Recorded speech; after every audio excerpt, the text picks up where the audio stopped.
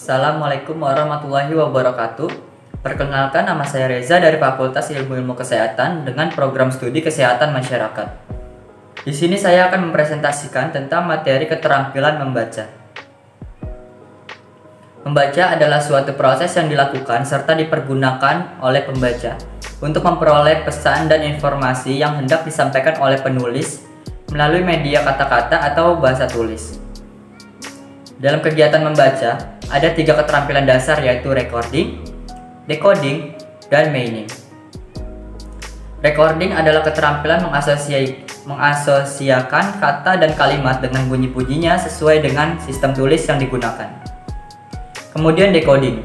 Decoding adalah proses menerjemahkan rangkaian grafis ke dalam suatu kata-kata. Terakhir ada meaning.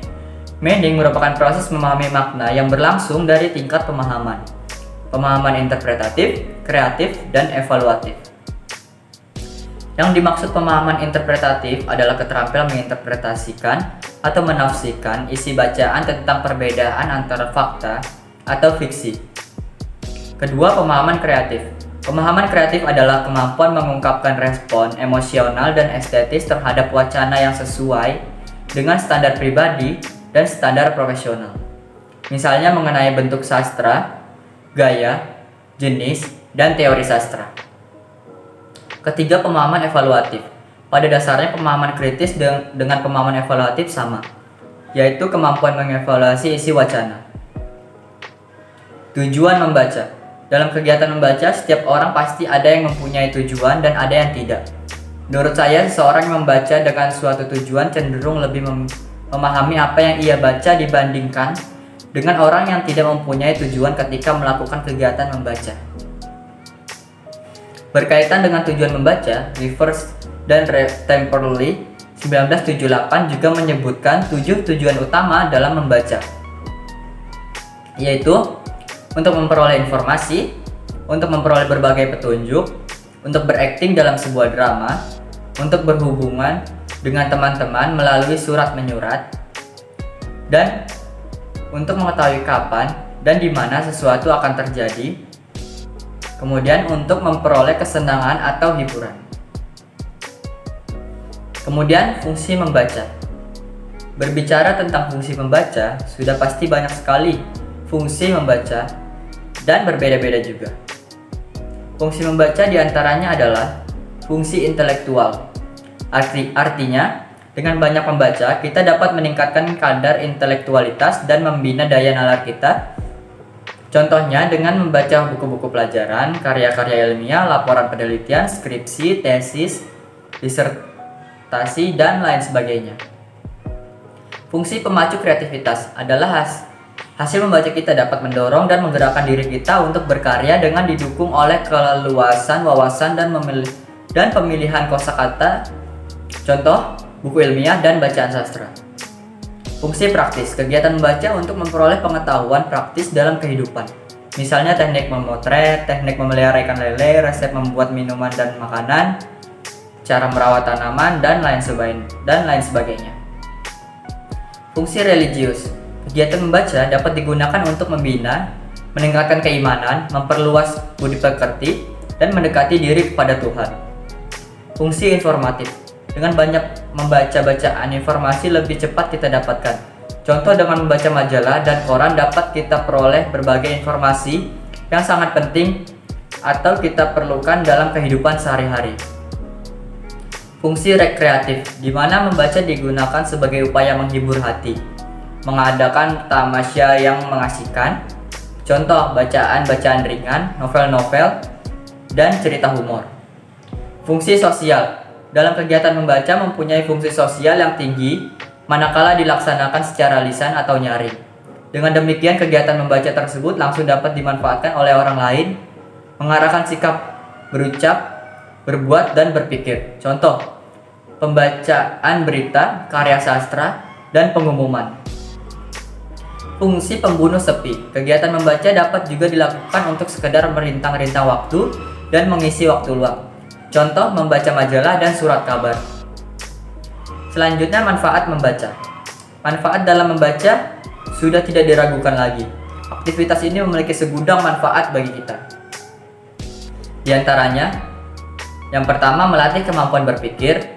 Otak ibarat sebuah pedang, semakin diasah akan semakin tajam. Sebaliknya, jika tidak diasah juga akan tumpul. Dengan cara ini otak akan bertambah kuat. Bacalah buku sebanyak mungkin. Menurut para ahli, keuntungan dari membaca buku dapat memberikan dampak yang menyenangkan bagi otak. Kedua, meningkatkan pemahaman. Contoh nyata dari manfaat ini banyak dirasakan oleh siswa maupun mahasiswa, di mana membaca dapat meningkatkan pemahaman dan memori. Yang semula tidak mereka mengerti menjadi lebih jelas setelah membaca. Logikanya sederhana saja. Tidak mungkin siswa atau mahasiswa memahami materi pelajaran atau kuliah kalau mereka tidak membaca.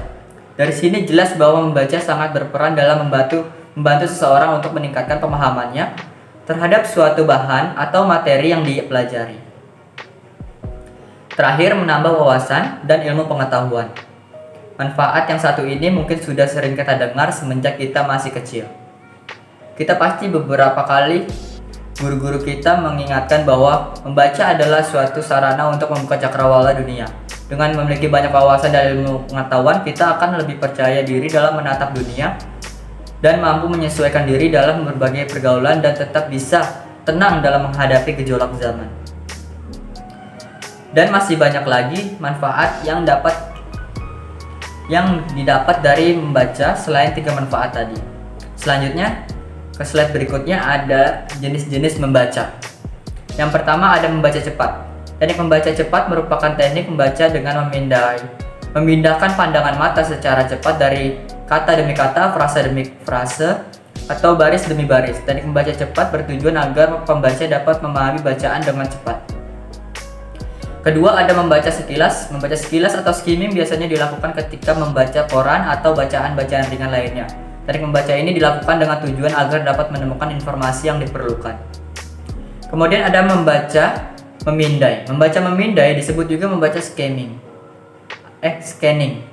yaitu teknik membaca yang digunakan untuk mendapatkan informasi tanpa membaca yang lain, melainkan langsung pada masalah yang diperlukan. Teknik membaca memindai biasanya dilakukan ketika mencari nomor telepon, mencari arti kata atau istilah di kamus, dan mencari informasi di ensiklopedia. Lalu membaca intensif. Membaca intensif adalah teknik membaca yang dapat diterapkan dalam upaya mencari informasi yang bersifat detail. Membaca intensif juga dapat diterapkan untuk mencari informasi sebagai bahan diskusi. Membaca intensif juga disebut sebagai membaca secara cermat. Terakhir, membaca ekstensif. Membaca ekstensif adalah kegiatan membaca yang dilakukan dengan cara tidak begitu detail. Kegiatan membaca ekstensif ditunjukkan untuk mendapatkan informasi yang bersifat pokok, penting, dan bukan hal yang bersifat terperinci. Dalam membaca banyak faktor yang mempengaruhi kemampuan membaca, yaitu faktor fisiologis. Faktor fisiologis mencakup kesehatan fisik, pertimbangan neurologi, dan kegiatan jenis kelamin. Kelelahan juga merupakan kondisi yang tidak menguntungkan bagi anak untuk belajar, khususnya belajar membaca. Kedua, faktor inteligensi. Inteligensi didefinisikan oleh Hans sebagai suatu kegiatan berpikir yang terdiri dari pemahaman yang esensial tentang situasi yang diberikan dan meresponnya secara tepat. Terkait dengan penjelasan Hans di atas, Winchester mengemukakan bahwa inteligensi ialah kemampuan global individu untuk bertindak sesuai dengan tujuan berpikir rasional dan berbuat secara efektif terhadap lingkungan. Ketiga, faktor lingkungan. Faktor lingkungan juga mempengaruhi kemajuan kemampuan membaca siswa. Faktor lingkungan tersebut antara lain latar belakang dan pengalaman siswa di rumah. Lingkungan dapat membentuk pribadi, sikap, nilai, dan kemampuan bahasa anak. Kondisi di rumah mempengaruhi pribadi dan menyesuaikan diri anak dalam masyarakat. Misalkan anak yang tinggal di dalam rumah tangga yang harmonis, rumah yang penuh dengan cinta kasih, orang tua yang memahami anak-anaknya dan mempersiapkan mereka dengan rasa harga diri yang tinggi tidak akan menemukan kendala yang berarti dalam membaca. Sosial ekonomi keluarga siswa.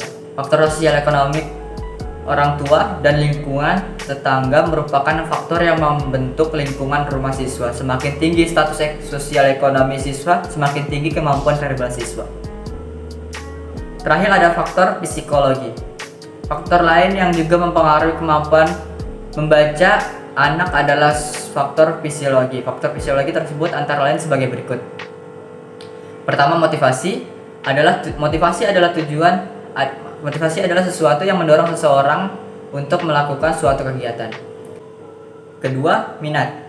Minat adalah kegiatan yang kuat disertai usaha-usaha seseorang untuk membaca.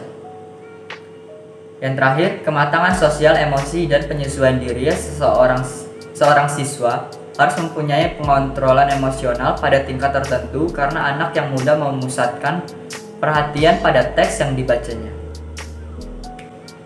Metode dan strategi membaca. Ada berbagai metode dan strategi membaca yang dapat digunakan dalam pembelajaran membaca di sekolah. Berikut disajikan berbagai metode dan strategi membaca seperti dikemukakan Westwood 2001. Pertama, strategi DRTA atau Direct Reading Thinking Activity. DRTA merupakan strategi pengajaran yang dirancang untuk memberikan pengalaman kepada anak dalam memprediksi apa yang akan dikatakan oleh penulis, membaca teks untuk mengonfirmasi atau meninjau kembali prediksi, dan mengelaborasi respon. Proses pembelajaran dengan pendekatan DRTA melibatkan pembaca dalam 3 langkah dasar, yaitu memprediksi beberapa informasi, membaca teks dengan cermat, dan membuktikan. Terakhir, strategi PQRS. Strategi PQRS merupakan strategi dengan langkah atau cara. P. Preview atau meninjau. Anak melakukan scanning terhadap sebuah bab atau halaman untuk menemukan judul, subjudul, diagram, atau gambar. Q. Question atau mempertanyakan. Anak membuat beberapa pertanyaan di dalam hati. R. Read atau membaca. Anak membaca halaman itu dengan cermat untuk mendapatkan informasi. S. Summarize atau meringkas. Anak menyatakan dengan singkat dengan kata-katanya sendiri butir-butir utama yang ada di dalam teks atau menarik kesimpulan atas apa yang sudah dibacanya. Kesimpulannya, keterampilan membaca adalah suatu proses yang menghasilkan pengetahuan, pengalaman, dan sikap-sikap baru. Membaca juga dapat diartikan sebagai jenis kemampuan manusia sebagai proses belajar dari lingkungan dan bukan kemampuan yang dibawa sejak lahir. Keterampilan membaca memiliki tujuan, fungsi, dan manfaat tersendiri yang bersifat spesifik. Dalam keterampilan membaca terdapat beberapa faktor yang mempengaruhi, diantaranya adalah faktor fisiologi, inteligensi, lingkungan, dan psikologi. Keterampilan membaca memiliki metode dan strategi, diantaranya adalah strategi DRTA yang merupakan strategi pengajaran yang memberikan pengalaman kepada anak dalam memprediksi apa yang akan dikatakan oleh penulis, dan strategi PQRS yang merupakan strategi dengan secara meninjau, mempertanyakan, membaca, dan meringkas. Sekian dari saya, lebih kurangnya mohon maaf. Wassalamualaikum warahmatullahi wabarakatuh.